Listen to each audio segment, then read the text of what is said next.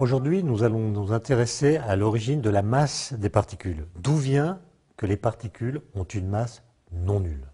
Alors, pendant très longtemps, on a considéré que la masse des objets était une propriété intrinsèque des objets. Un électron possède en propre sa masse.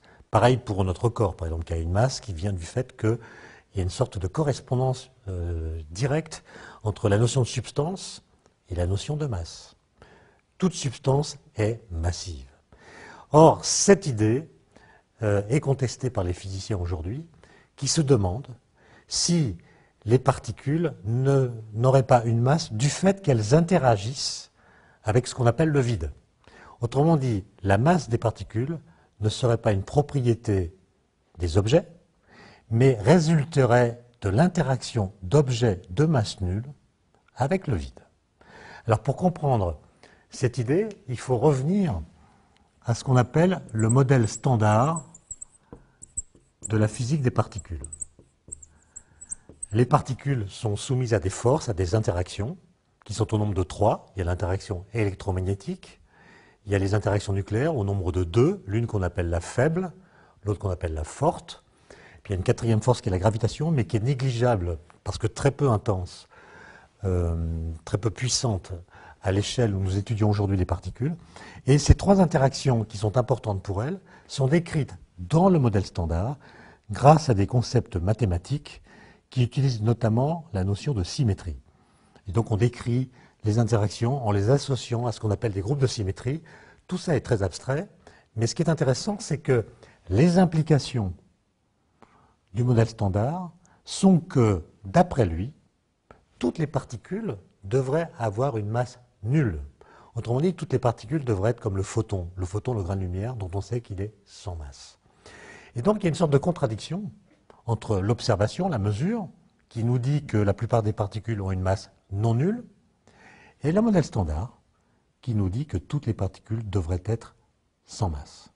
Et pour résoudre cette contradiction, un certain nombre de physiciens, dont l'un qui s'appelle Peter Higgs, physicien écossais, ces physiciens ont proposé dans les années 60 une idée qui pourrait complètement changer la façon dont nous comprenons la masse des particules.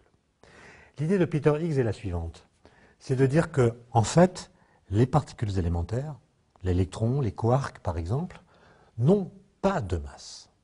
Simplement, elles interagissent avec leur environnement d'une façon telle qu'elles acquièrent, à nos yeux, une masse non nulle.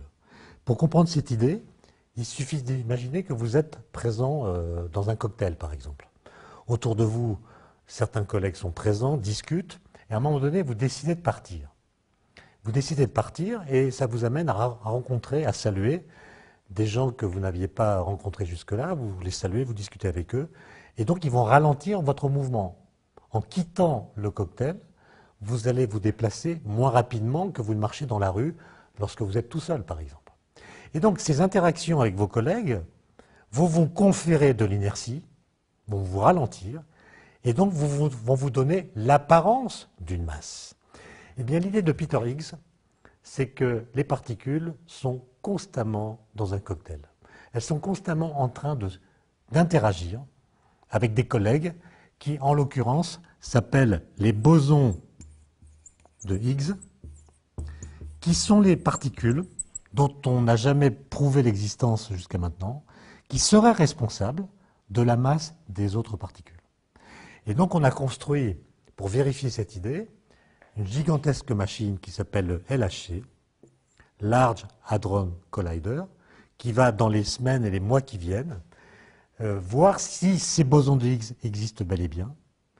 Et l'idée, si vous voulez, ce serait que, du coup, depuis Newton, nous nous trompons sur l'origine de la masse.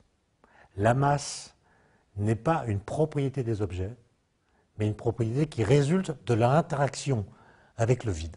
Ce vide n'est pas vide, il est peuplé de bosons de Higgs, ou d'une façon plus générale, de ce qu'on appelle un champ de Higgs. Il faut donc imaginer que l'espace est confituré par une espèce de champ, de colle, qui fait que les particules ont une cuillère qu'elles vont tremper plus ou moins dans la colle, et c'est cette interaction avec la colle, le champ de Higgs, qui va ralentir leur mouvement et leur donner l'apparence d'une masse. Et plus la cuillère sera plongée profondément, et plus la particule sera massive. Autrement dit, les particules légères comme l'électron interagissent faiblement avec le champ de Higgs, rencontrent peu de bosons de Higgs. Des particules plus lourdes, elles, interagissent plus fortement avec le champ de Higgs, et c'est ça qui leur donne une masse plus élevée. Et donc, la question de l'origine de la masse devrait être résolue dans les années qui viennent, disons, grâce aux expériences qui démarrent aujourd'hui et qui vont être menées dans toutes les années qui viennent auprès de ce grand collisionnaire de particules. Donc la question de l'origine de la masse est une question dont la réponse sera bientôt connue.